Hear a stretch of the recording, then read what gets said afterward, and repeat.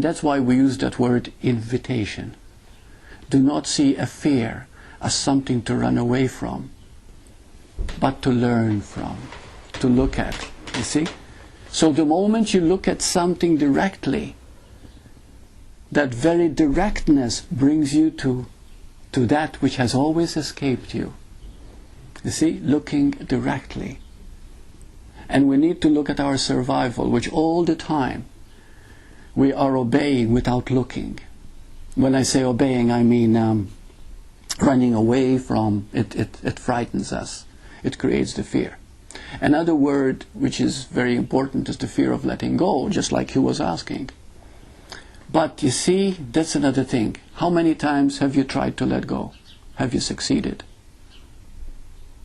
I'd like some honest answers here. When you try to let go, has it ever worked? No. No. Really, it hasn't. This is very interesting. I'd like to go into this. Any personal effort to achieve a given result fails. You cannot let go. Because how can you, who you think you are, let go of who you think you are? It can't be done. So how do you let go? Feel the simplicity of it, please. Feel the utter simplicity of it. What letting go really is. We go through a process, we try to learn, we read books. I remember I used to give yoga classes at UBC years ago. And when I used to say to the people, relax, they all tried to relax. All you have to do is let go. But how do you let go? The baby lets go, goes to sleep, but it doesn't try to sleep. It just sleeps. Are you getting the gist of it now, what letting go is? Accepting. Let go of what? Yeah, let go, that's it. Let go of what? Accepting. But there's no one who accepts either, so because we think of it as a process, but that's very good. Accepting, but let's go into what letting go truly is. Just be quiet. Be quiet is very good. Just being, yeah. And you say, where'd that go? Yeah. Hey. Being. Yeah. Yeah. No, what you said, beautiful acceptance and all that. But it's really, letting go is being. See how simple it is? That's what the eternal is. Being. Not being this or being that. To be. See? Nothing can control you, or you control nothing.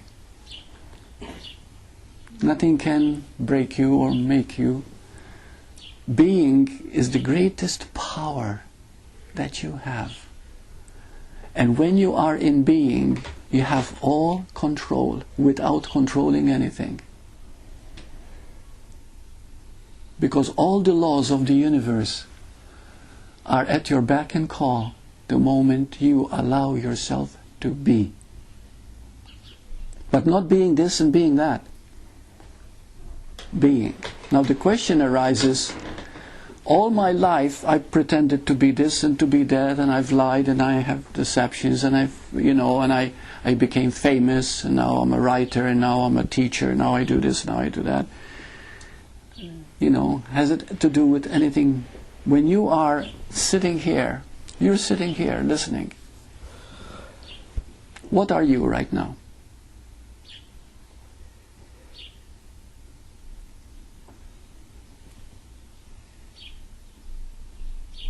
In truth, you're just being. Unless your mind is trying to conclude what you think you're hearing, unless you're, you could be arguing, you could be creating some, what, I wonder, see? Create these questions and you might not ask them, but they could be going through your mind. If that is the case, well then that's more assertion of the belief system from your past, which traps you. But if you allow yourself just to be right now, how simple can that be? At the moment, you are a being, you are a human being, but in truth, you are a being playing the human role. Being is the eternal. Can being ever not be? Can being ever be born or ever die? Being is. It's a mystery. Of course it's a mystery. These are words. Burt's words are concepts. But hopefully, if the heart hears them and understands them, there's a resonance, you see? There's a feeling of knowing that comes automatically. But being is perfect. And being has no plan, no goal, no ideas, but yet it is perfectly happy. It is perfectly joyous, and it is perfectly clear. It does not judge. It has no agendas, and it's not caught in the past, and it doesn't make any judgments, and it doesn't have to understand either. It doesn't have to understand anything. It knows. Did you know that when we were children, prior to being 3 years old, maybe 1 or 2, we lived in being? Unless, of course, our parents yelled at us and tried to control us. But other than that, if a child is allowed to be 1 or 2 years old, many masters say that you start building up your ego by the time you're 3 years old. That's when it starts building. Oh, I am John. You see?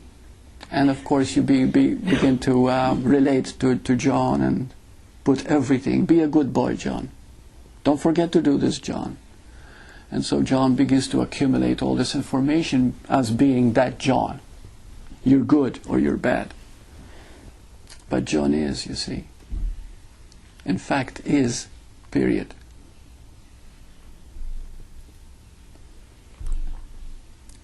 May I have some questions?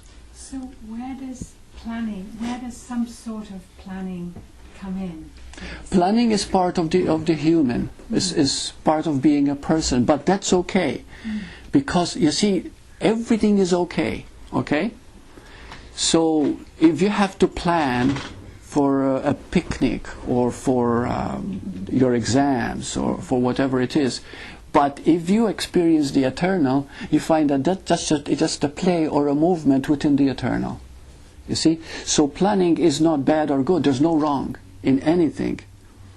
And when you see it from that perspective, you become a better planner because you don't have expectations. So you're more relaxed. If you have to cram for an exam, oh, you're all jittery. And at the moment of exam, you might get an anxiety attack and not pass the exam at all. Okay, because you're so caught in being good at it.